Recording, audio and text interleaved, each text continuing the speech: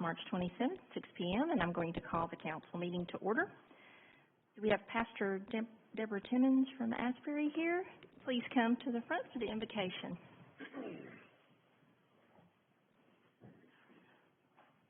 Let us pray. O most loving and merciful Father, we thank you so much for this day, Lord. And we are so grateful for the many blessings that you have bestowed upon us. Bless this meeting. Bless the leaders of this great city of Madison. Bless us, O God, individually and collectively. We pray in Jesus' mighty name. Amen. Amen. Thank you. Please join me in the pledge. I pledge allegiance to the flag of the United States of America and to the republic for which it stands, one nation, under God, indivisible, with liberty and justice for all.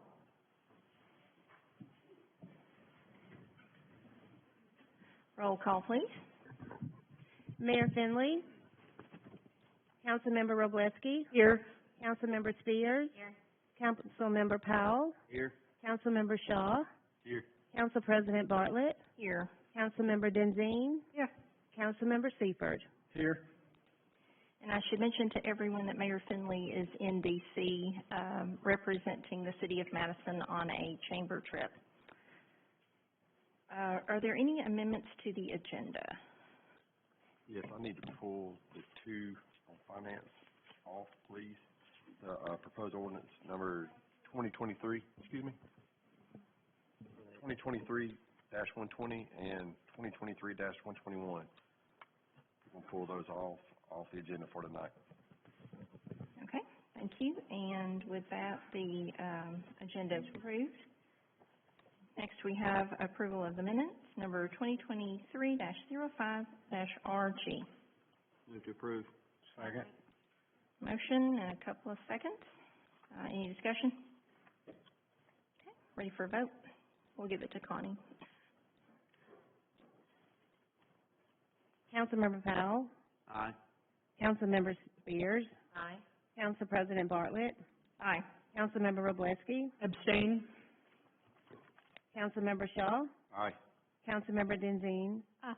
Councilmember Seifert. Aye. Motion passes. We have another set of minutes, 2023-03-WS from March 22nd. Move to approve. Second. Okay, motion and a second. Any discussion? Ready for a vote. Councilmember Powell. Aye. Councilmember Shaw. Aye. Council President Bartlett. Aye. Councilmember Robleski. Abstain. Councilmember Spears. Aye. Councilmember Denzine. Aye. Councilmember Seifert. Aye. And the motion passes.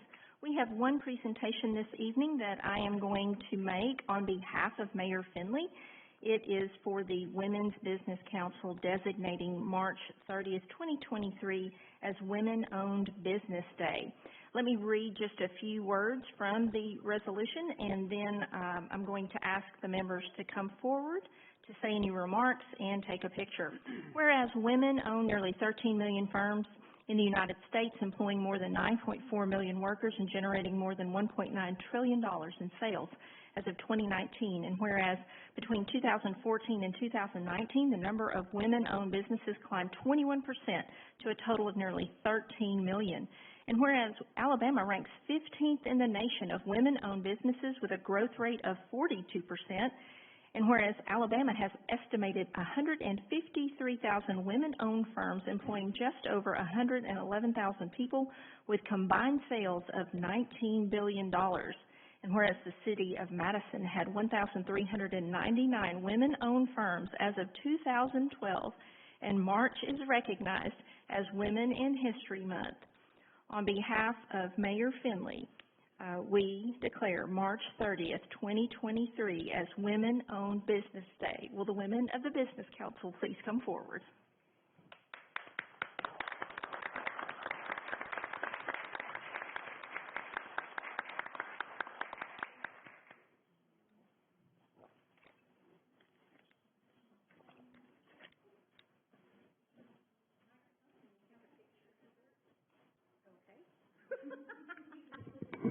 Okay. on behalf of the Women's Business Council with the Huntsville-Madison County Chamber of Commerce, we graciously accept this proclamation because women-owned businesses are a part of the small business economy, and if you know anything about business, small businesses drive the local, regional, and national economy. So if you know a woman-owned business, especially in the City of Madison, please give them your patronage. Find a reason to go and shop with them because women really care about taking care of their customers. So again, thank you on behalf of the Women's Business Council from the Huntsville-Madison County Chamber of Commerce. We sincerely appreciate your consideration of us in this honor. Thank you.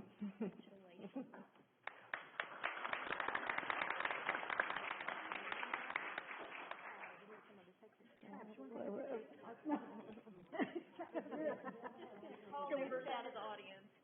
You don't want to come to the front?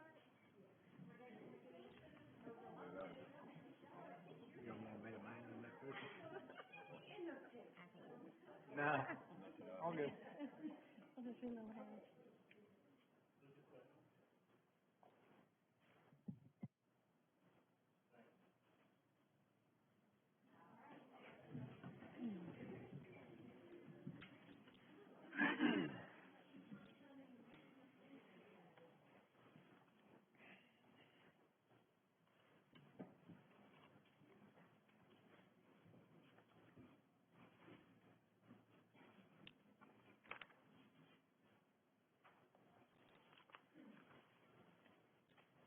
Okay, and that is our only presentation for the evening. We will now move to public comments. All comments are limited to 3 minutes. As a reminder, please go to the podium and speak directly into the microphone so people at home can hear and closed captions will work.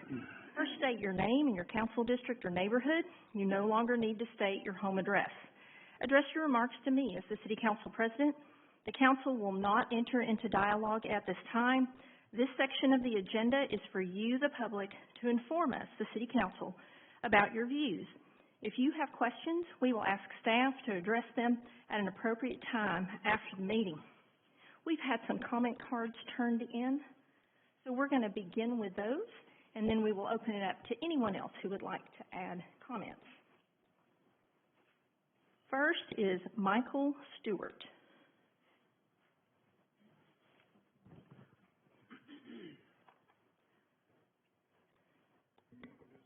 Oh, I'm sorry. I should have done that for you. Yes. My name is Mike Stewart. I came back from Germany and bought my house in '87. It was over here on Bibb Drive. The only thing I want to see, I came a couple of years back, tried to have a meeting with Mr. Finley, but he referred me to his lead engineer, who showed me that the sidewalks from where Bibb Drive is to where the Greenway is, the dog park, he said it was in the works. But then I met Mr. Shaw one day on my street, and he said they're just waiting for money. I raised four kids, and I had 7 grandchildren and 2 great-grandchildren. So you can imagine what it is to load up all these bikes and everything. But that little bridge right there at Whittle Creek that's very dangerous. So, and even to take the dogs to the dog park. My daughter, my grandson lives at home with me. It's just not safe. So I'm trying to figure out when and possibly if they can do this. And if I can get Mr. Shaw to give me a call or come by and see me, I'll be willing to talk to him about it. So, and that's all I got to say. I spent 21 years in the Army, 19 in federal government, so I don't even know how to spell the word, what y'all are doing now is W. And I'm not looking for no work. That's it. So thank you very much for your time. Yes, sir. Appreciate you. Thank you for your Yes, sir. service. I'll give you a call. Thank you for coming. I have your card, and I've given this to Councilmember Shaw, so he can return your call. I appreciate you. All right, thank you. Next, we have James Ross.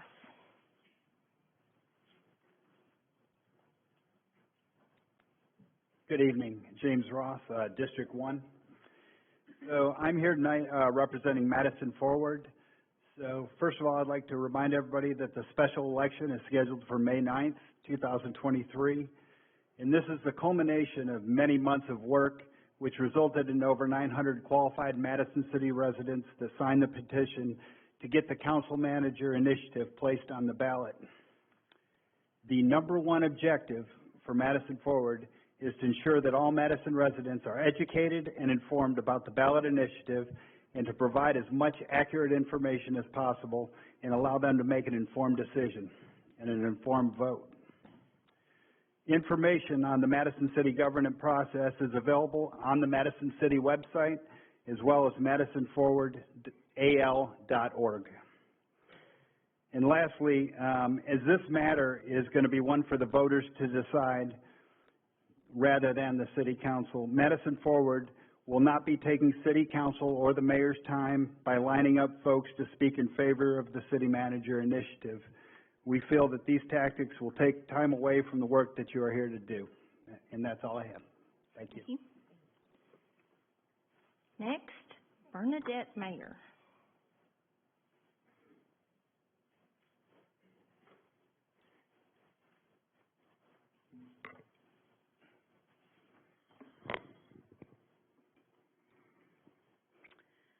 Okay, I'm Bernadette Mayer, District 5, live in Heatherwood, Renee Bartlett.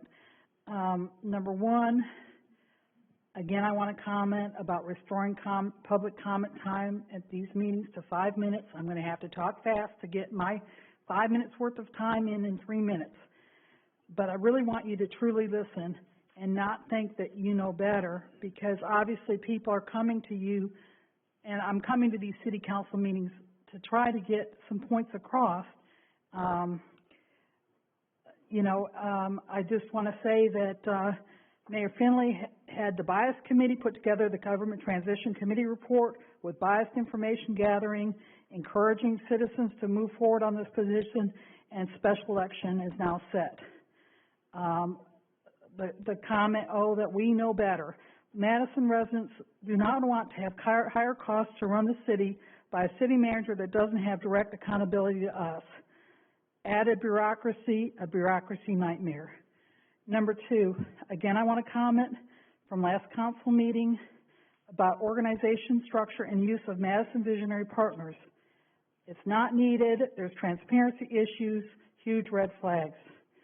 Number three, again, I want to comment about updating population growth projections with current information and with shorter time projections.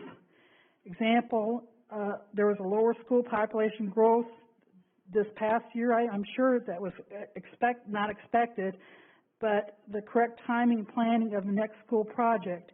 The delay in the middle school opening didn't cause overcrowding in the current schools. I believe the plans are premature for the elementary school $58.4 million bond approved by the appointed school board.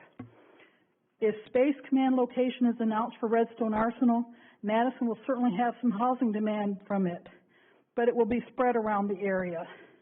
Number four, again, I want to address city debt, pushing for development over a sound fiscal plan. We want quality homes in Madison and not high-density housing, reasons presented in prior comments to City Council. Number five, Mayor Finley's February 27th newsletter, he stated, no telling what flooding problems we might have. Well, developments on the 100-year floodplain, maybe some of the general community aren't aware of where the floodplain is, and proper city planning over shoddy push for development. Number six, stop or limit use of building permits with open-end completion. I'm going to run out of time, but I'd say you have more concern about having shorter time to inoperable vehicle ordinance, the sloppiness of our city's appearance, messy, inactive construction sites scattered over Madison. And I'm out of time, but the last point was going to say I was pleased. Ma'am, I'm sorry, you're out of time. Thank you. Okay, well, maybe we could start with that next time. Okay, next, Elizabeth Namadi.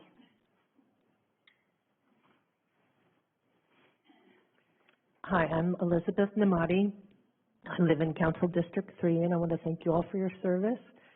And I would like to offer a positive vision for government, a little aspect that I was thinking about, and also tie it into why I believe a city manager is not a good move for us. The positive vision of city government I have is that city government should protect our God-given right to life, liberty, and pursuit of happiness. And happiness does not mean consumer goods and pleasures. It means we have a right to work hard, create business for ourselves, and form homes, families, and churches. It was great to see the ladies up here celebrate and have their businesses celebrated, their small businesses celebrated. We don't want to own nothing and be happy. We want to own homes and we want to own businesses. And your mission should be to protect these freedoms. You should work hard to protect our rights to own property and to buy and sell and go places. Madison could be a place where its citizens are known for their innovation, where they're creative small businesses. And we don't need central planners to plan that. We need you to protect our freedom to do it ourselves.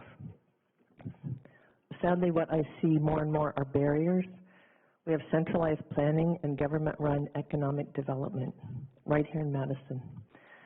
You seem to be preferring big developers and big chain businesses. I live right by town Madison, and I'm enjoying all the businesses, but as I looked at Kava, I was looking forward to Kava coming.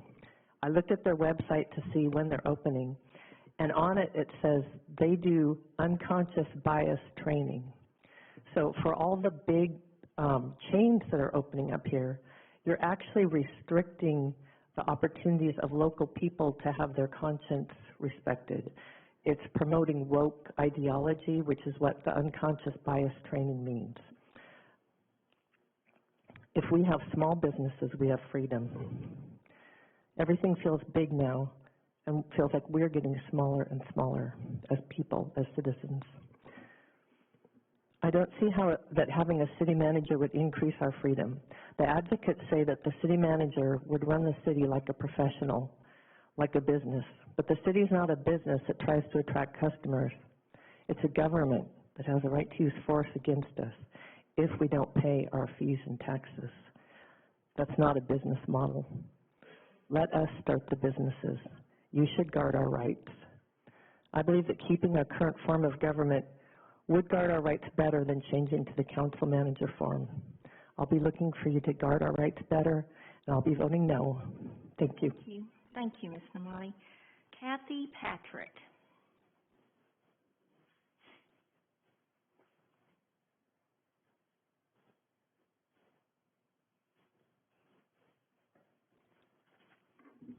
Good evening. My name is Kathy Patrick. I live in Stave Mill Estates in District 6. I rise to speak against governance transition to the council manager form, and I encourage all residents in Madison to vote no to city manager in the special election on the 9th of May. There are several reasons to keep the current mayor-council system and reject the centralization of power into one legislative body with the city manager. I'm just going to talk about two of those reasons. Under the proposed council manager system, the mayor, who would still be elected at large by the voters in Madison, will join the council and serve as the council president. I've got a brochure here from ICMA that ICMA has mentioned as one of the organizations who train city managers. It's the International City County Management Association. And I encourage people to go to the ICMA.org website and you'll find some interesting priorities. So in this brochure, it states that power is centralized. Well, why is that important, whether power is centralized or not? It's important because the separation and balance of powers is a fundamental aspect to American democracy. It is characteristics of government at the federal, the state, and also the local level. It's the best way of preserving equality and freedom for the average citizen. Why would anyone want to eliminate this from Madison city government? Number two, the city manager will be selected by the council rather than elected by the citizens. Therefore, the council manager form of government will disenfranchise voters with respect to their choice of who runs the city departments. I'm with a group called Don't Mess with Madison. We've been getting yard sign requests through social media. And I'd like to read some comments from one of the residents who requested 2 signs today, one for him and one for his son. I encouraged him to, after we delivered the signs, to donate to our website. That's kind of how we're raising money to pay for the expenses of this campaign. His response was, "Signed up. I'm disabled and retired. I will donate when next Social Security and pension checks come around the first of the month. Madison resident for 23 years. I want to vote for my local politicians and leaders. No high-level appointments. This is a democracy." Thank you. Thank you, Ms. Patrick. Next is Ashley Dennis.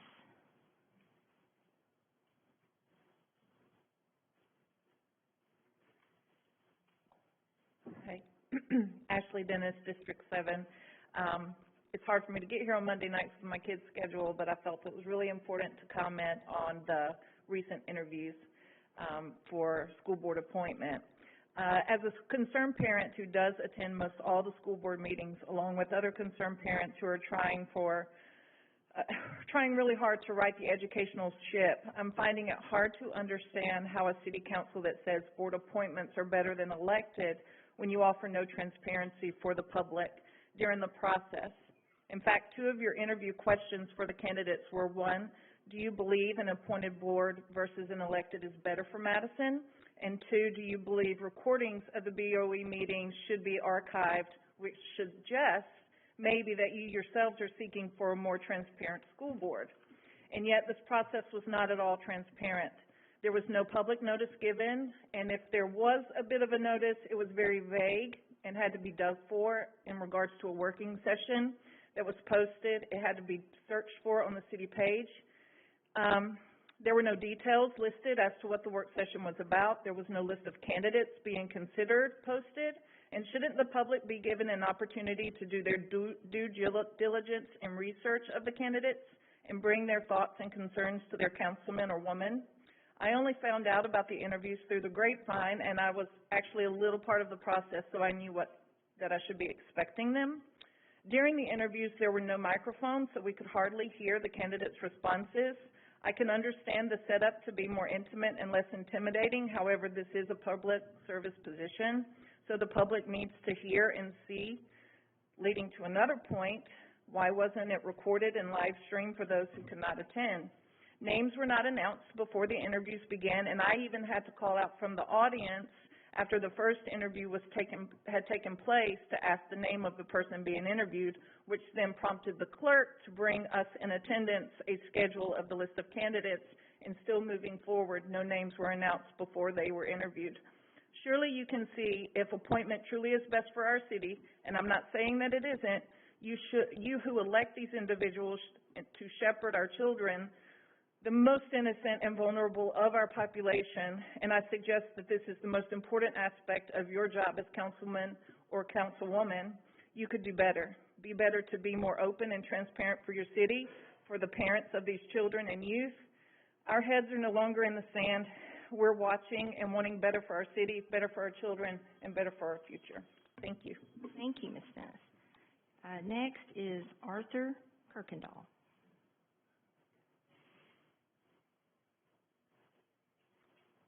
Good evening, Madam President and Council. I'd like to thank you for answering my questions from last session on the city website. Sandy Kirkendall, District 7. Had a few more questions. The Transition Committee presentation on the city website stated that the mayor would retain CEO capacity. This does not square with 1143A-16, which says, quote, the mayor shall preside over the council and be recognized as head of the city government for ceremonial purposes, but shall have no other administrative duties. Now, much of the Transition Committee information that is presented is opinion, as in a city manager will provide continuity. However, if the statement about CEO capacity being retained by the mayor is incorrect, as I believe it is, then the information should be removed from the city website or an appropriate disclaimer placed on it. One question that was not answered had to do with whether or not the city manager, if we go with that option, would be put under a contract. 1143.18 says that the mayor will appoint the city manager for an indefinite term and may remove him or her at discretion. However, the basic question is, will the city manager be offered a contract agreement such as appointment may be for an indefinite term? However, if the incumbent is removed after, in a period of less than 3 years, then there'll be some type of buyout.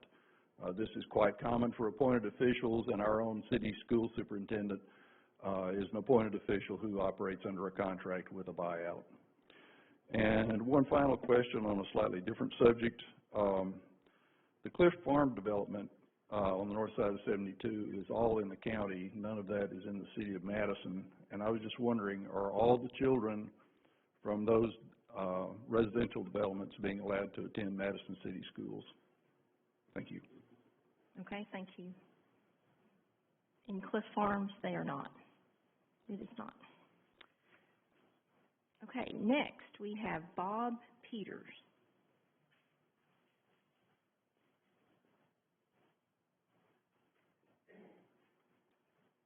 Good evening, everyone. It's a beautiful day, and it's a beautiful city we live in. I'm in District 6. Just wanted to point out that the reason the city manager effort came forward, I believe, was because of a group came, I Vote Madison.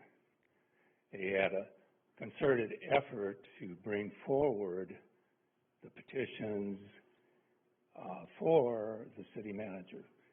Now, I Vote Madison claims to be nonpartisan.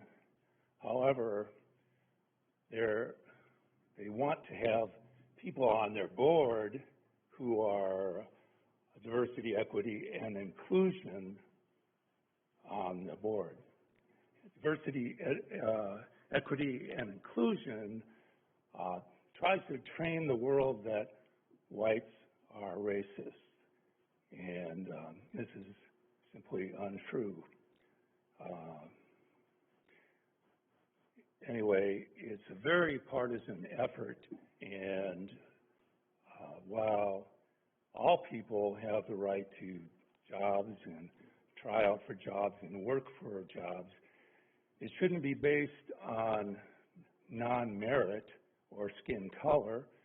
Our jobs should be based on the quality of your resume, the quality of how hard you work, the quality of your education, and how much effort and how well you're going to perform in the job, not based on whether you're yellow, red, white, black, or some other shade of those colors. So I find it kind of strange that this I Vote Madison pushed for the city manager position and seemed to be instrumental in gathering signatures for the vote. And so what I'm saying is vote no to the city manager position, because it is pushing diversity, equity, and inclusion somehow behind the scenes. And I don't know what all those things are, but that organization is firmly in the DEI side of things, which in my mind is a very left of center, far left of center plan or goal to have for the city of Madison. So please, everyone who can hear my voice, vote no on the coming election. Vote no to the city manager. Thank you, Mr. Peters. You're out of time. Are there any other members of the public who would like to come forward during public comments? Please state your name and your district. Good evening, Council. Tara Bailey, District 5, President of I Vote Madison, and I would like to clear up the last comment made. I Vote Madison has not taken a side on the city manager issue. Madison Forward is actually the organization who collected the signatures and pushed for the city manager form of government. We are only providing information and facts for citizens to make up their own mind. Our goal for iVote Madison is to increase civic engagement in our community and voter turnout. So we want everybody to vote on May 9th, whatever they want to vote for, whichever direction. Okay, now I'm going to get to my comment. That wasn't really planned. So I'm here tonight to ask the question, what makes a public meeting truly a public meeting? Prior to 2010, I would have said a public meeting is when members of the public show up in person to participate or listen to a meeting. As our world has changed and live streaming and recording meetings has become standard practice, I would now define a public meeting as one that the public can attend and participate in either in person or virtually, and is recorded and archived for the public. At a time when people can take part in meetings from anywhere in the world, we can broadcast meetings to people's phones, and we can record them for those who missed the meetings to watch later. We've recently spent over $40,000 on communications equipment, why are we not utilizing the technology to its fullest potential in Madison? During the recent work session the City Council held to conduct interviews for the open Board of Education seat, I would have said we were transported back to before 1931, the year microphones were invented. iVote Madison's Vice President Heather Morgan attended the work session. Although iVote Madison typically records work sessions, setting our camera up in the designated recording space determined by the council on the opposite side of the room from where interviews were being conducted wouldn't have worked well. Instead, Heather took notes to give residents the only account of what happened during these interviews. When she spoke up to say she was having trouble hearing the meeting, no accommodations were given. The council conducted interviews without microphones, even as they sat unused in the room, and even though microphones have been used in past work sessions and during all council meetings. Our council appoints school board members so that the process is less political, but does that mean that the residents shouldn't get to hear the interviews of those individuals wanting to serve in this important position? When a school board is elected, residents get to hear from those running for election. Denying residents the ability to hear the interviews of those applying to be on the Board of Education, when that is the only glimpse we're able to see of those wishing to take on this important role, is not inclusive or transparent. Being able to see the questions and answers and understand how the council chooses to vote on those nominees may inform a resident's decision when voting in the next municipal election. Thank you, Ms. Bailey. You're out of time. Is there anyone else who would like to address the council? Please come forward.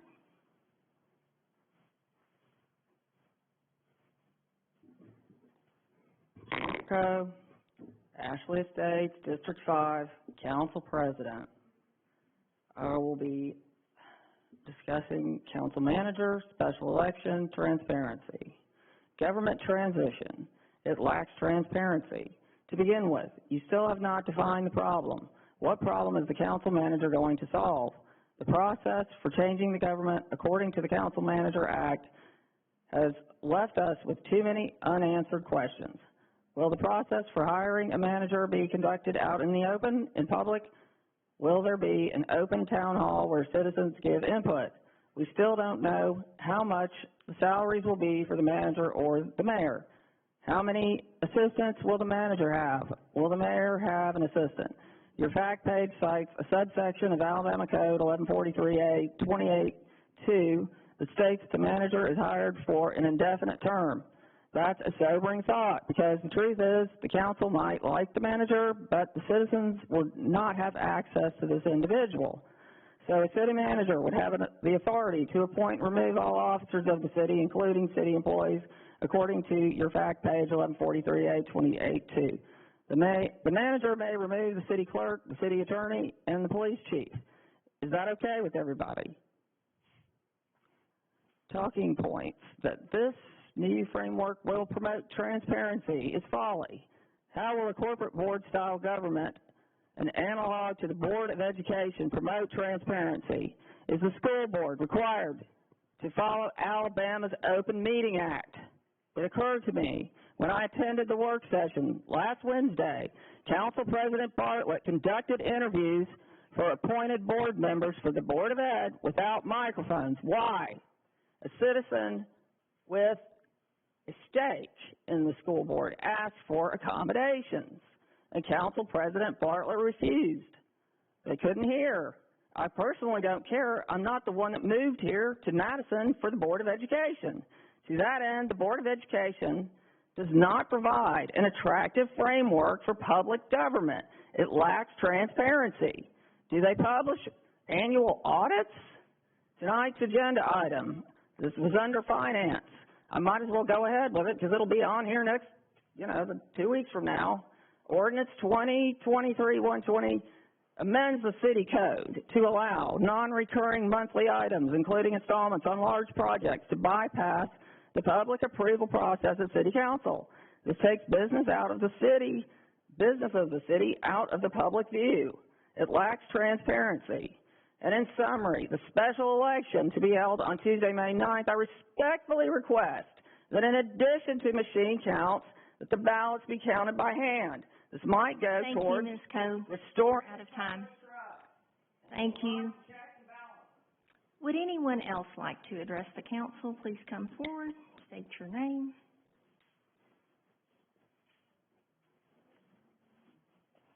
Margie Daly, Karen's district. Okay, so 313 Resolution 094 and 095, Alabama League of Municipalities, Registered National Lobbying Group. Why must the tax dollars pay for 3 council people to be lobbied at the national group that has destroyed cities across our nation? If you need a retreat and want to be influenced on an economic white elephants and money pits, you should use your own dime. Our debt is exorbitant. We need a forensic accountant. Street lights need to be corrected. We paid $6 to $8 million plus a consultant. Let's look at the contract. Wasn't he supposed to consult on whether our streets would have black holes, be safe, cause fatalities on the roads? Mill Street construction site has unsafe conditions, disrespect for the cemetery, City Hall, surrounding neighborhoods, water and electric. We lose electric intermittently. It's perplexing. 3 weeks, no workers on any of the city construction sites. Why? Why are we approving these plans if there's no workers to work on them? Okay, since you took this out, the ordinance 120 and 121, which takes all transparency out of the Finance Committee. What is that about? We haven't voted on the city manager yet. You're implementing it. These are tax dollars, and we deserve transparency. Contained in the ordinance, it says we need to hire an attorney to get court action to see the regular budget items. Upon council yes vote, one person reviews all the finances. No respect for constituents, safe roads, lighting sufficiency, simple services. City manager, a desperate attempt to take our rights. Mark Jacobson mentioned city manager law was updated. It now dissolves our vote on who runs the city and eliminates separation of powers.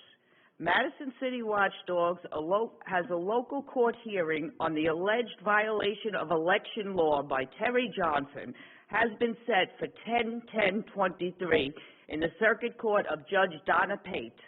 We have filed a motion to stay the election. How can this go forward? A city manager, desperate attempt to take transparency and our voted rights away. I hope enough voters see through this charade, consolidation of power. Your time is up. Please be seated. Would anyone else like to address the council? Please come forward.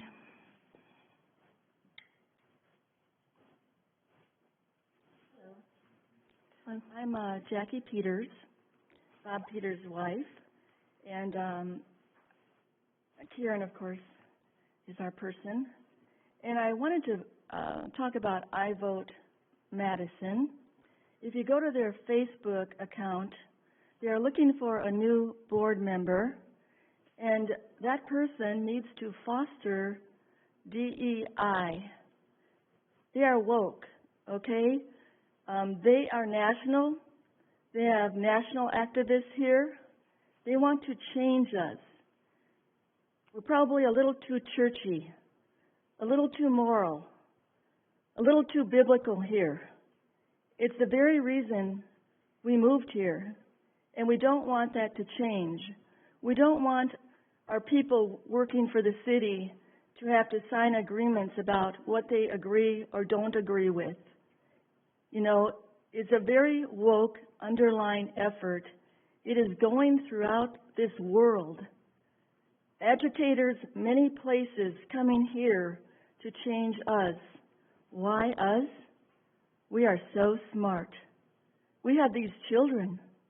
We have these brilliant children that are going to grow up and change the world. I can't remember who said it. Was it Lenin?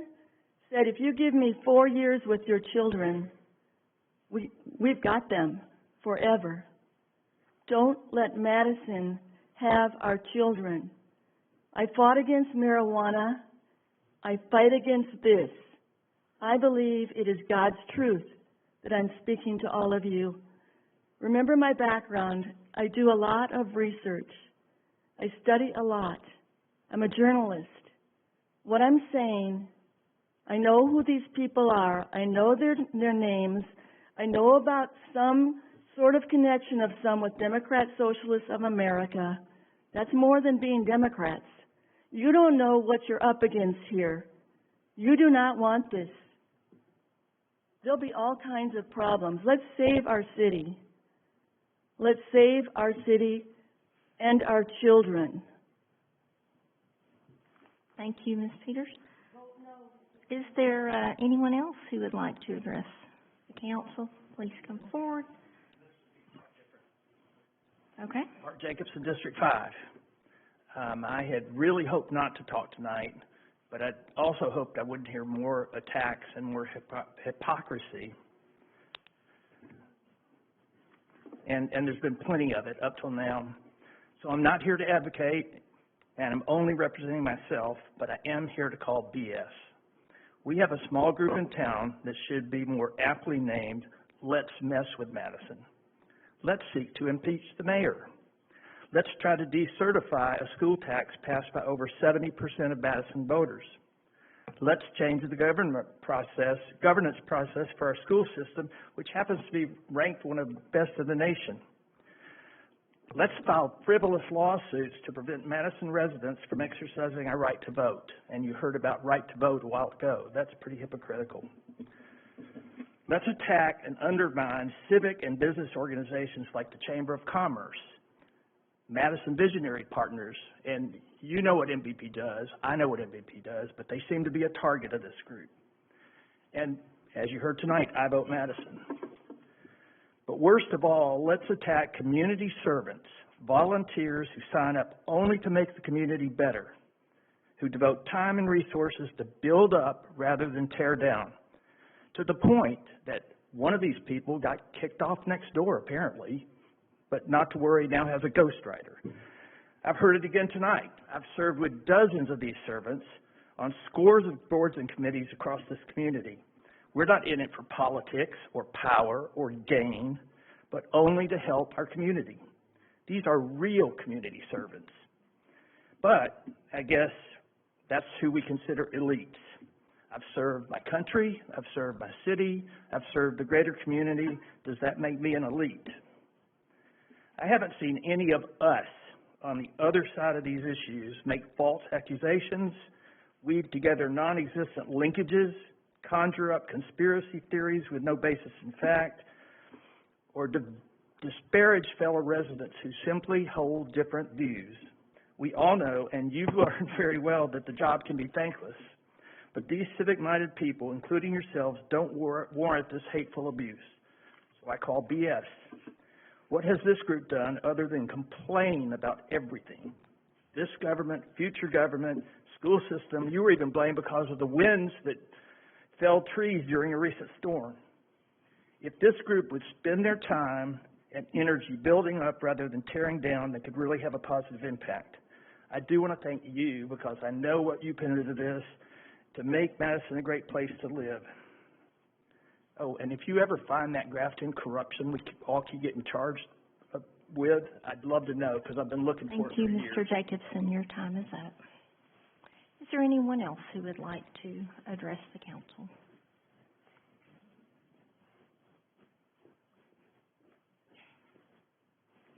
I'm Shima Riza, District 4. Greg Shaw is my representative. I just want to thank you guys for allowing me the opportunity to speak. God bless you all. I am very much in the support of no for city manager. So I'm sorry, Mark, that you feel the way you feel. This is not emotion-based. We're trying to base this on logic. Just one of the fundamental aspects I wanted to cover was that the people don't know how long the city manager is going to serve, and they won't know until after the election. And for a city to go through such a drastic change and changing their government is just very concerning. And it did pique some interest. And thankfully, another group, Don't Mess with Madison, Alabama, stepped up to address some of those concerns.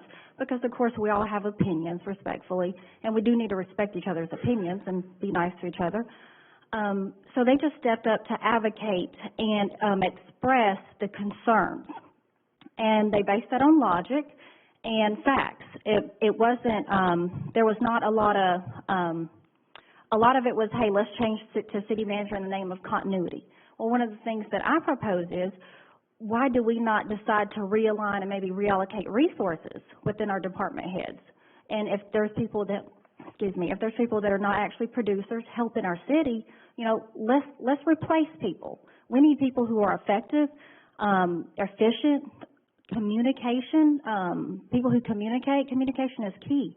So we really wanted, I just wanted to propose that. I didn't understand why maybe resources and our money wasn't maybe reallocated or realigned in that way versus pushing towards a special election. And that's all. That's really all I have to say. But thank you so much for serving. I do appreciate you guys. I know there's a lot that you go through, and I think it's on all sides, on the citizen sides as well. We go through a lot trying to be in a city that we want to love and enjoy living here. Thank you so much. Thank you, Ms. Rizzo. Is there anyone else who would like to address the council? Please come forward.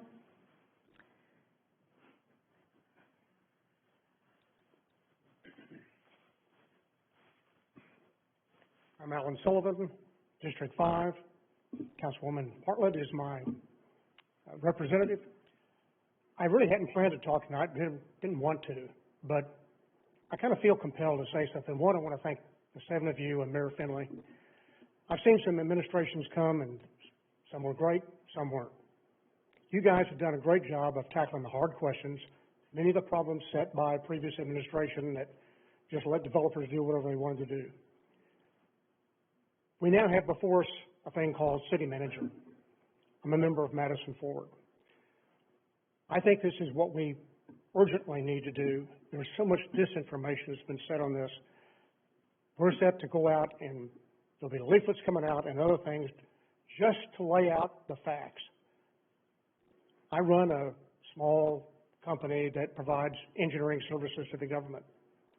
When I look at who I want to work on a project doing rocket science, I pick an engineer who's been trained and has the experience. Here's a city, $60 million budget. Why wouldn't we pick somebody who's been trained and who is certified to go do that, as opposed to somebody that's just appointed on the side? People say that they get less of a vote. Actually, I think this gives them a better vote. Today, you all don't vote on who the assistant or assistants are to the mayor. He picks them as part of his budget. In this, you all get a vote on the city manager and how that runs. I think it gives the people more of a vote than they have today. So again, I don't want to take up all your time, but I want to thank you each individually and collectively. I think you do a great job, and I appreciate everything you do. Thanks much. Thank you. Is there anyone else who would like to address the council? Okay, we're going to close public comments. I want to make sure I got everybody. We are going to move to the consent agenda and finance committee report. We are also going to separate out item B for a separate vote, but keep everything else together. All right. So The Finance Committee has, reviewed all the periodic bills to be paid and found them all to be in order. So we'll vote on everything except for B, then we'll break B out separately. With that, I move to approve. Second. Okay, motion and second to approve the Finance Committee report. Any discussion on those items? I'll point out one of the donations, from Ms. DeWeese, is that how you say that? For a donation to the senior center. Okay. And with that, we have a motion and a second. Ready for a vote. Councilmember Shaw? Aye. Councilmember Powell? Aye. Council President Bartlett? Aye. Councilmember Robleski? Aye. Councilmember Spears? Aye. Councilmember Denzine? Aye. Councilmember Seifert? Aye. The motion passes. We're going to go ahead and take item B that was originally on the consent agenda, resolution number 2023-033-R, approving an appropriation agreement with MARF. Is there a motion or a second? Move to approve. Second. Okay, motion by Councilmember Robleski, second by Shaw, and opening it up for discussion. Yes, I asked to have this separated from the rest of the consent agenda, just to bring folks up to speed and to provide council with more information with regard to MARF. I want to thank Chief Gandy for giving me some information and want to give a little bit of background. MARF is the organization that we contract with annually to pick up all dogs and cats in the City of Madison that are lost. And there are mainly two different types. Sparky gets out, Sparky's mom and dad come to the city and pick him up. That is by far the number one calculated number. Most dogs and cats in the city that are lost are picked up. Annually, MARF has said in 2019 that they picked up 220 animals. They picked up 105. In 2020, they said that they picked up in their appropriation request 220 animals. They picked up 97. In 2021, they said in their appropriation request that they picked up 220 animals. They picked up 75. And in 2022, they said they picked up 220 animals. They picked up 52. And I say this just to bring to your attention that we're giving this organization $15,000. And if you were to divide the amount, say over the most recent numbers, 15,000 with 52 animals works out to $288 per animal. I feel that this is an exorbitant cost. I feel that it's not using good tax dollars that our citizens entrust us with. And I would like to propose that in the summer, when we revisit these appropriations, and just to bring you up to speed, appropriations we give to a number of organizations, Space and Rocket Center, National Child Advocacy Center, many organizations. This one is specifically for animal control.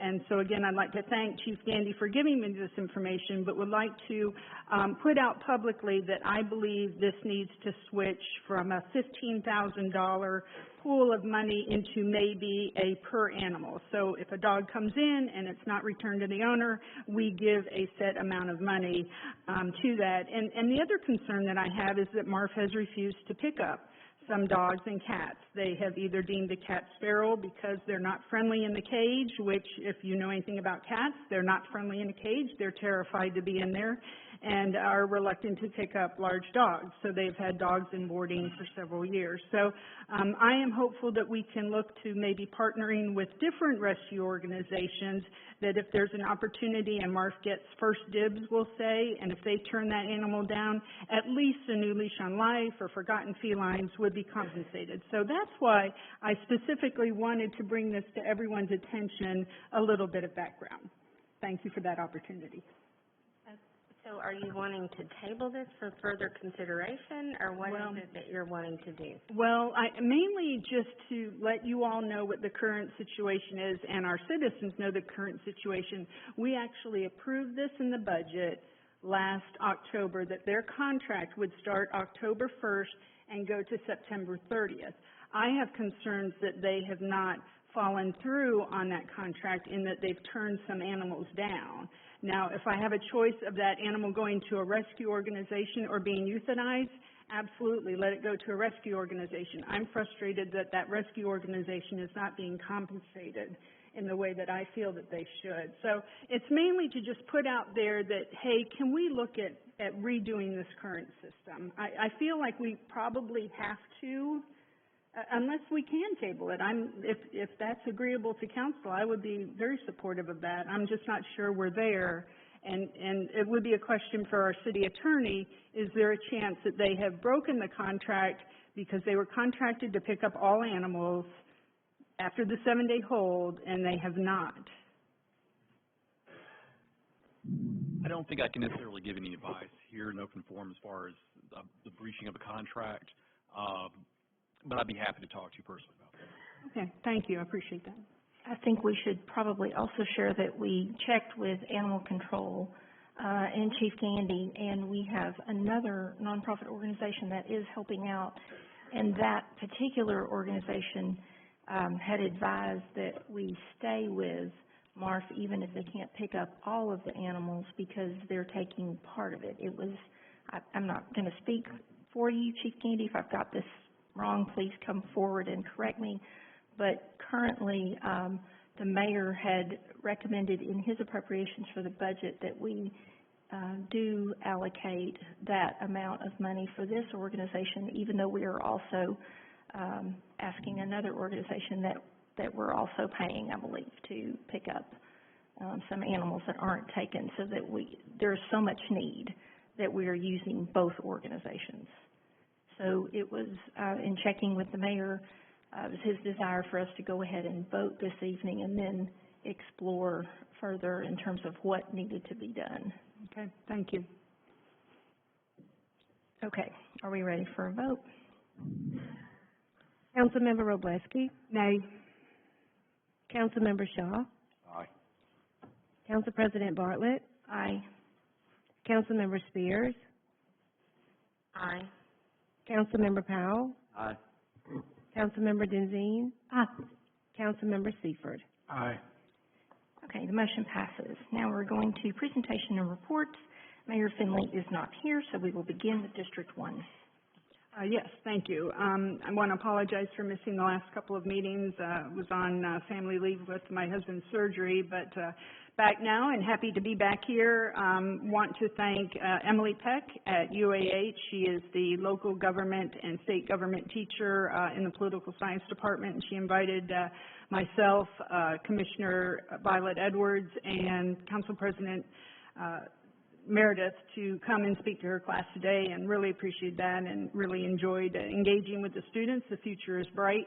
And the only announcement I really have, speaking as the Madison Library Liaison, is mark your calendars for April 13th. There will be the movie Breakin', which is an 80s era musical centered around 2 break dancers and a ballerina. And it sounds like a lot of fun, and hope you're able to go to that. And that's all I have. Thank you. Thank you. District number 2. No business. District 3. So I really wasn't going to speak a lot tonight, I won't, but I do want to cover 2 things. We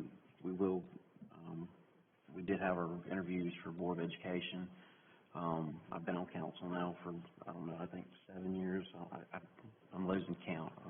But anyway, that is one of the most important jobs that we hold, period, is city council, is to make sure our children are taken care of and we have a good education system for a couple reasons. First of all, it's our children. Fortunately, mine have been through the system, and they've moved on. They've done better, and they're kind of moving out of my house now, so it's really nice. The other thing is, you know, that is kind of what helps us with our economic development as well. And that economic development helps us with our roads. It helps us with, you know, our police department. It helps us with our fire department. It helps with all these things. So that is one of the jobs that I hold the most dear, and I take it very seriously. And it's always wonderful to go through those interviews because the people I'm usually interviewing are nervous. I'm more nervous than them because they're smarter than I am. And I think that's a beautiful thing, that I'm able to serve in a capacity that I'm able to serve in, and other people are able to serve in a capacity they're able to serve in. And we all bring good things. And we're all not perfect. And I make mistakes, you know, and so does everybody else. So that's number one. Number two, you know, I think it's awesome that we have two groups here that are, you know, stating their opinion about vote no or vote yes or whatever. I mean, that's what our democracy is made on. And it doesn't cost anyone a dime to be kind to each other. It really doesn't. To call someone's name out or whatever, I mean, I don't like to be called out, but it doesn't bother me. But other people, you know, they don't like to be called out. And it creates a tension. At the end of the day, we're still Madison. You're still your neighbor's neighbor, whether you like them or not. So I hope we can get past that. I think we're better than that. And the thing about continuity, just to make this perfectly clear, I don't know what that word means to everybody, but our department heads are wonderful. We have a wonderful city because of the people that we employ. And let's not ever take that for granted. We have a budget that is smaller than some cities, and we do a lot more with that budget than a lot of other people. I hear people talk about how we're not financially sound or this or that. That's a bunch of bull crap. I've been on Finance Committee now the entire time, and I can tell you we're fiscally conservative, we take care of our dollars, and we stretch them. And if anybody's got a question about that, please call me. I'll talk to you about it anytime. That's all I got. Thank you. District number 4. I've got one item tonight. I have a nomination for appointment for school board, and I'd like to nominate Travis Cummings. Second. Okay, we don't need a second with the nomination. And are there... I'm seconded anyway. That's okay. You'll get your chance. Give me a minute. We have one nomination on the floor for Travis Cummings. Are there any other nominations? Seeing none, Travis Cummings will be appointed to the Board of Education by acclamation.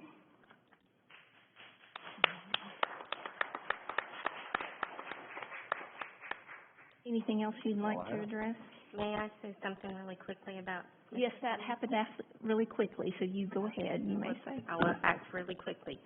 I had the pleasure of serving with Mr. Cummings, and he is one of the best school board members that we have. In the state, bar none. He cares about every single student. Not that the rest of our school board members are not awesome. That's not what I'm saying. Tim and Scott and Alice is back there too. But Travis, you can see how much he cares. It's written all over his face every single day, day in, day out. He puts in the work to make sure that he is always putting what is best for students at the forefront of his decision making. Congratulations, Travis. Okay, thank you, Mrs. Spears. District number 6.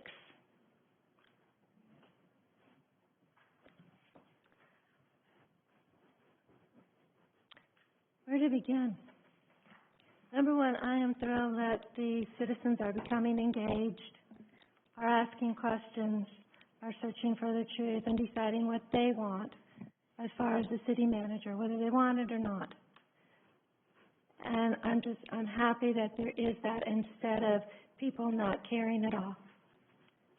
I'll just leave it at that. The Madison Police and Citizen Advisory Board, we are looking for applications. Applications close on April 12th for Districts 2, 4, and 6. We have several in, at least for District 6. I will be talking to each of the applicants, and that is our job to appoint.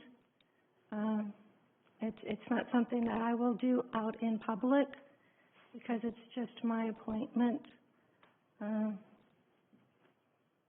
Also, they did have a special meeting, the Citizens Advisory Board, and they decided that it will be a full 4 terms for everyone. So now they'll be staggered, but everyone will have a 4-term going forward. There was discussion for just 2. So just want to let everybody know it is 4 if you are thinking of applying. The other thing that I have done recently was attend the partnership for a drug-free community. Their meeting was held last week. It was held at Wellstone Wellness Center. These are both excellent organizations. They support the city so well. They support those that have health problems, mental health problems, drug problems. They both are working so hard to overcome the addiction issues in our area. I was able to do a tour of the facility down at Wellstone. It is amazing. And anyone who has a need, who's in crisis, can go down there and do a walk-in. And they will evaluate. And they have beds for those that have to stay. They can put you off into different counseling. They have so many different options for people that are in need. So if you have a need, please reach out. Also, there is a number. We have 911 for emergency. It's 988. If you have a mental crisis, do not hesitate to call. They have, the suicide helpline and all that. Well, that was a lot of numbers. So now they have just 988 if you have a problem. They get about 100 calls a day here in this area. So please, if you have any issues, please reach out for help. We all love this community and we all want what's best for it and to help those in need. Also, on a lighter note, April 8th is the Easter egg hunt. It's one of those wonderful things that we do as a city. We all come together, we bring the little children, and we all have a great time. There are buses that are going to be running. I remiss, I did not find out is it coming from Bob Jones? Corey, is Corey there? It is from Bob Jones. Okay, so you can catch a bus to Bob Jones, because there's limited parking there. Hopefully, this year it will not be raining. It's rained the last 2 years. But even if it rains, we just hand out, the Easter bunny's there, and we hand out candies in the drive-by. So it's just a wonderful way for us to come together as a community in a way that's happy and we can all enjoy. And I do believe that's it. Thank you. District 7. I don't have any new business tonight. Okay, I have a couple of things just to update you on what I've been doing in District 5, and then I have some questions I think we can answer that have been raised during public comments. First of all, I attended the Huntsville-Madison County Library Board meeting. As you know, I'm the appointed member from Madison on that board, and they had their audit, their annual audit. They received a clean bill of health. Everything is in order with the library system, so I wanted to share that. I met last week with members of the Huntsville Alumni Chapter of Delta Sigma Theta and answered any and every question they wanted to ask me about what's going on in the city, and I enjoyed doing that. I met with members of the HOA at Bradford Farms, and I want to thank them for sending us a thank you letter. We don't get that many of those. And so Public Works, Engineering, you got a shout out for helping them with some flooding that could have happened if you hadn't acted quickly. So they sent a letter of thanks, and I met with them on some other areas that they're working on in their neighborhood. I attended the Starbucks ribbon cutting on behalf of the mayor, who could not attend. And then Friday evening, Councilmember Spears and I attended the Madison Chamber Best in Business Award. Wow, our Chamber of Commerce is on fire, and they had small businesses represented, nonprofits represented, and I have to say, I didn't realize how funny Dr. Nichols was, but he presented some awards and did the opening, and he had us rolling in the aisle. So that was a lot of fun. And I was running back and forth Friday evening because with the Best in Business Awards, I was also helping set up for the City Chess Championship at James Clemens High School, which lasted all day Saturday and began Friday night. So I was dressed a little nicer than I normally am at a chess tournament Friday evening because I was having to run down to the auditorium at JC to help give an award. So that was a lot of fun. I wanted to share a bit of good news. Madison, if you have read the latest economic development, is tied with Homewood with having the lowest jobless rate in the state among large cities. We're just at 1.5% jobless rate. That is outstanding. I also wanted to say thank you to the Board of Education that I see here this evening. I know what your job is. I know how hard it could be, and it's only gotten harder and more challenging, but you volunteer. You serve without pay, and you run the gauntlet of a public interview, and that can be a little tough too. And I not only want to thank you for working for free for our kids, but I want to thank everyone who applied and who also interviewed. We had some outstanding candidates, and we got to hear what they had to think about a lot of issues, and I was so grateful for the quality and caliber of the applicants who keep applying and who keep coming out to serve for free. Now, I wanted to address a couple of issues that were raised during the Q&A, during the public comments, and one of the questions was about whether notice was given of the Board of Education interviews. And there was a flurry of messages that we were sent on Friday saying, is it true we didn't notice the Board of Education interviews? And we were answering those questions. And I'm just going to read one of the emails that our clerk sent in answer to that question.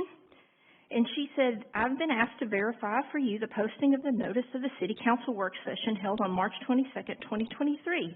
The notice was posted on March 3rd at 11:41 a.m. to the agendas and agenda packet area on the city website. There was not a packet attached, only the one topic agenda item Board of Education interviews. We also posted a notice in the lobby of City Hall on the message board for each meeting. In addition, the meeting is also listed on the website under Community Calendar for convenience. I have also included the link to our City Council meetings agenda and agenda packets if you require further information. So we did notice the Board of Education interviews. But here's one thing that I have noticed about this cycle of interviews that's a little different from the ones that I participated in almost 15 years ago. And this time, we did not have the same level of media attention. I have participated in the process where we had news outlets. The first time I interviewed, there was someone from the Huntsville Times in there taking notes. There was someone from the Madison Record. And even each time, I looked at last year's notice and the year before, and we have had more coverage. But news resources are thin. And so things are not covered quite in the same detail. And I think that is one of the differences, that it might have caught some people by surprise because it wasn't elevated. I did see organizations elevated on social media in terms of being a Board of Education interview, and we had pretty healthy attendance at that meeting. Now, in terms of the setup of the room, we used the identical setup we used last year. Am I correct? Council President Shaw at the time set up the interview process, and it's a delicate balance in trying to help make that interview not as intimidating for people who may have never participated in a public interview, and to allow those to observe. So I'm going to ask our city attorney, did we meet all requirements of the Open Meetings Act in terms of how we conducted our Board of Education interviews, which are the same as we have conducted them for the last 24 years? I attended the meeting, and as I understand it was properly noticed, and it met every requirement. I couldn't find any defect in the way that it met the Open Meetings Act as far as I could tell. Okay, thank you. Now, the one thing that I did notice about complaints about the interview process, and again, I couldn't fix them at the moment that these were brought to my attention, but iVote Madison has gotten online complaining about the Board of Education interviews and whether it was a public meeting, and one member stood up and said, is this a public meeting? Of course it was. We noticed it. It happened in a city council chambers. And your complaint that we didn't use microphones that were in the room, they're not turned on. I didn't have IT staff. That cabinet is locked. I don't even have a key. I couldn't fix the problem at that moment when I only heard it after the first interview went through. Now, if you really want to change the process, it takes time. It takes suggestions. We'll listen. But for you to complain and demand a transcript when we've never recorded Board of Education interviews, and let me tell you why. Because if we streamed and recorded those and we passed those out, the first applicant is at a huge disadvantage to the fifth applicant. They know what all the questions are. That's not fair. We're trying to conduct a process that is as fair as possible. That is what drives our actions. So I want you to understand that when you demand a transcript from an event you know is not recorded, you're just showing out. You're posturing. I can't fix it after the fact. But if you want to have a legitimate conversation about how we do things, then you can approach the council before the night of the interview. But we're doing everything that we have always done, and we try to be as transparent as we can. Next, I would like to address the issue of city manager. One of the questions, and we have been working to add FAQ questions to try to stick to the facts as we are being asked. Former Mayor Kirkendall asked a number of questions last time, and our city attorney helped us address those. He asked another question tonight that others have presented to the council, and that is about the city manager contract. What's the contract going to look like? What's it going to say? And here's what I have to honestly and earnestly share with you. This city council can't be placed in a situation where we're negotiating against ourselves and putting out terms of a contract before the voters have even voted and before we have hired an executive.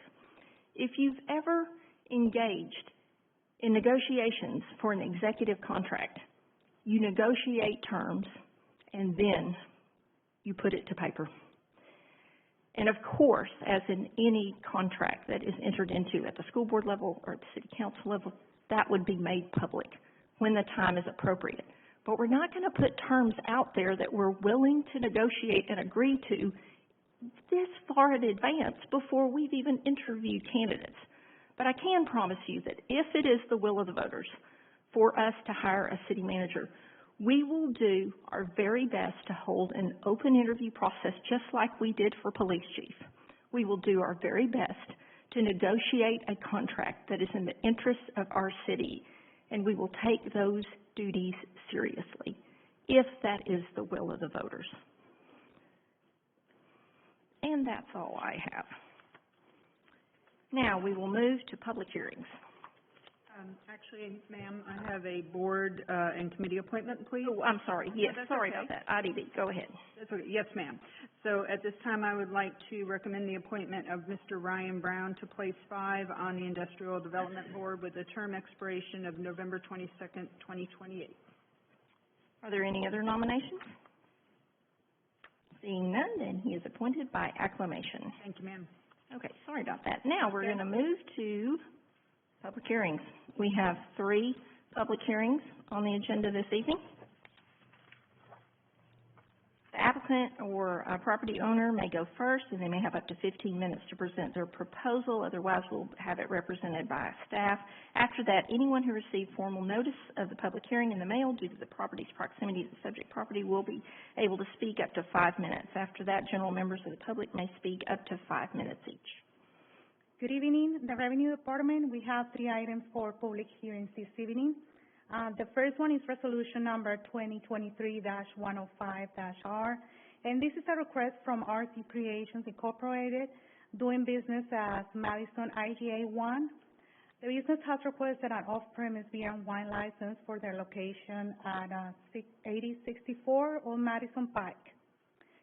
The reason that this business is applying for an off-premise beer and wine license at this time is because the business has been sold and is under new ownership. And everything is in order for this to be considered. Do we have anyone from the property here to speak, or are you representing? Okay. We're going to open the public hearing. Is there any member of the public who would like to speak? Seeing none, we will close public hearings. Next, we have resolution. Oh, wait. We're going to we want to vote. Yes. Okay. Okay. We have a motion by Councilmember Shaw, second by Seifert. Ready for a vote? Councilmember Shaw? Aye. Councilmember Seifert? Aye. Council President Bartlett? Aye. Councilmember Robleski? Aye. Councilmember Spears? Aye. Councilmember Powell? Aye. Councilmember Denzine? Aye. Motion passes. Next. Next, we have resolution number 2023-106-R, and this is a request from our SRH Group Incorporated, doing business as Madison IGA 2, for an off-premise beer and wine license for their location at 5211 West Triana Highway. And the reason that this business is applying for an off-premise beer and wine license at this time is because the business has been sold and everything is in order for the City Council to consider this request. Okay, we're going to open public hearings. Is there any member of the public who would like to address the council? Seeing none, we'll close public hearings. Ready for a motion? Move to approve. Second. Okay, motion by Robleski, second by Powell. Ready for a vote? Councilmember Robleski? Aye. Councilmember Powell? Aye. Council President Bartlett? Aye. Councilmember Spears? Aye. Councilmember Shaw? Aye. Councilmember Denzine? Aye. Councilmember Seifert? Aye. Motion passes. Next. The last item we have tonight is resolution number 2023-129-R, and this is a request from Circle K Stores Incorporated, doing business as Circle K, store number 2706482. They requested an off-premise beer and wine license for their location at 8464 Madison Boulevard. And the reason that Circle K is applying at this time is because this is a new business opening in Madison, and everything is in order for this to be considered. Thank you. An open public hearings. Is there any member of the public who'd like to address council? Seeing none, we'll close public hearings. Move to approve. Second. Motion and second. Ready for a vote? Councilmember Powell? Aye. Councilmember Robleski? Aye. Council President Bartlett? Aye. Councilmember Spears? Aye. Councilmember Shaw? Aye. Councilmember Denzine? Councilmember Seifert? Aye. Motion passes. Thank you so much. Thank you. Engineering.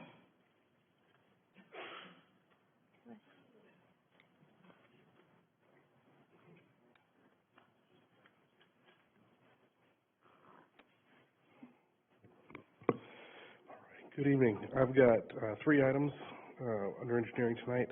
Resolution number 2023-107R. This is to authorize a professional services agreement with SNME for additional topographical survey along Balch Road between Neldabrook Way and Gillespie Road in the amount of $12,800 to be paid from the engineering department budget. Move to approve. Second.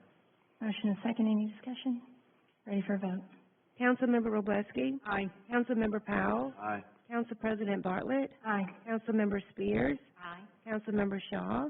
Aye. Councilmember Denzine? Aye. Councilmember Seifert? Aye. Next. Okay, next I have resolution number 2023-114R. This is authorizing a professional services agreement with Sane Associates for legal description, preparation, and surveying services on the Browns Ferry box culvert replacement in an amount not to exceed $4,755 to be paid from the engineering department budget. Move to approve. Second. Motion by Powell, second by Denzine. Any discussion? Ready for a vote? Councilmember Powell? Aye. Councilmember Denzine? Aye. Council President Bartlett? Aye.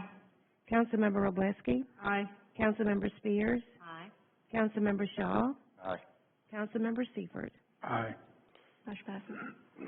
Finally, I have resolution number 2023-115R. This is authorizing a professional service agreement with PTL Incorporated to evaluate sidewalk installation along Mill Road from Bradford Creek Trailhead to County Line Road in the amount of $40,700 to be paid from the engineering department budget.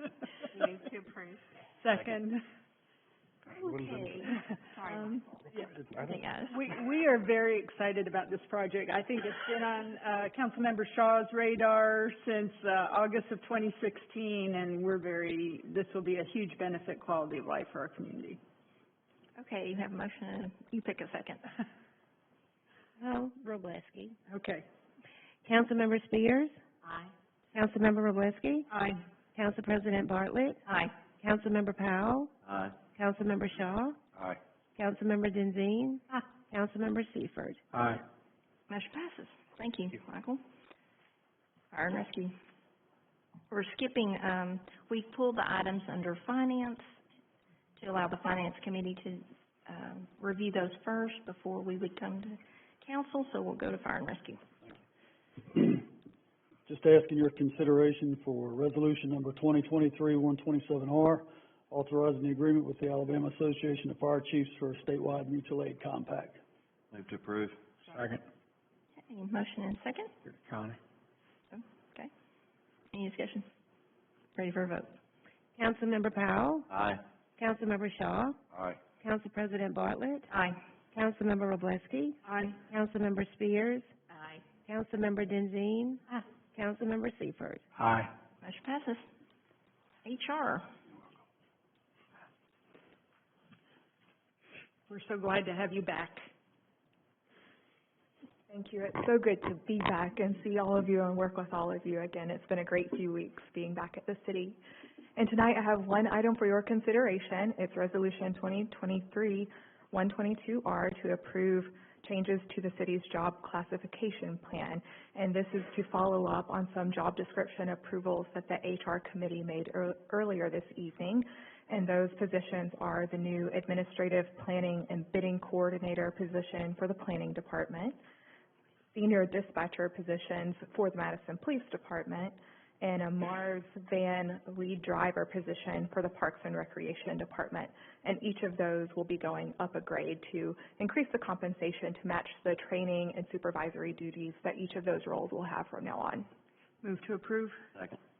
Motion is second. Any discussion? I just wanted to add that HR committee unanimously recommended this resolution. Thank you. Ready for a vote?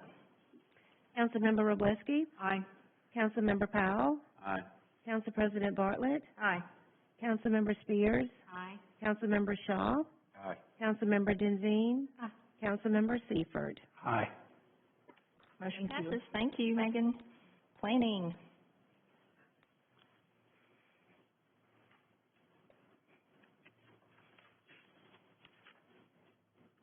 Good evening. We have just two first readings for you this evening.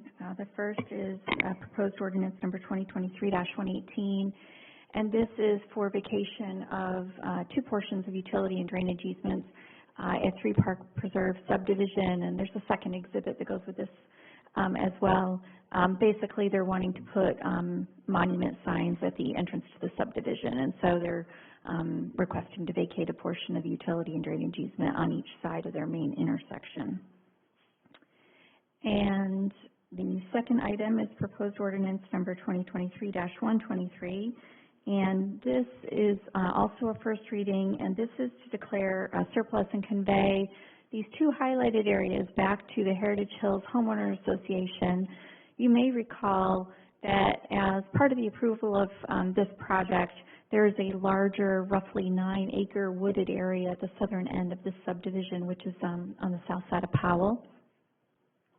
In addition, one of the requirements of this project was to construct a wider than usual sidewalk, effectively like a small greenway, along their spine road that goes from Powell Road all the way down to this wooded area. So the intent and what was discussed with our Planning Commission and anticipated as part of our development agreement is that the wooded area at the south end would be dedicated to the city. We'd also get the greenway area, if you will, along the sidewalk.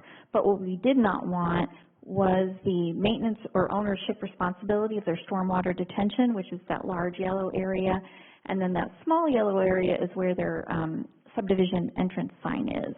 And so we want to give that back to them to make sure that the city doesn't get saddled with the maintenance of that. They're still meeting all of the open space requirements. I've worked this out with engineering and obviously with the city attorney's office to make sure that everything was proper. So again, this is a first reading, but we'll ask for your approval at the next meeting.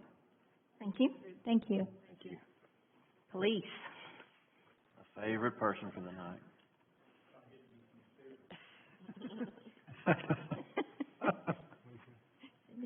Right, the first is proposed ordinance 2023-085, and it's a first reading. We had this initially up last time for wrecker regulations, and we had to go back and revise some of those to give them a more realistic schedule and cost, considering how costs have gone up for everybody. So just the first reading on that one. Do you need us to suspend the rules on this? Do you need this in place now? No, sir. No, I think we can go forward with it. Okay. The next one is 2023-112R. It's authorizing memorandum of understanding with Crisis Services of North Alabama for community collaborations. And essentially, it spells out services where they'll come out and they'll ride with us. We'll do joint training.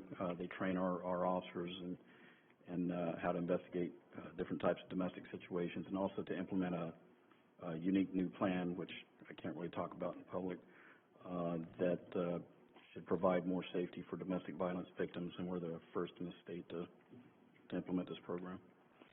Move to approve. I'm sorry? Karen's got the motion to approve. Do I have a second? Sure.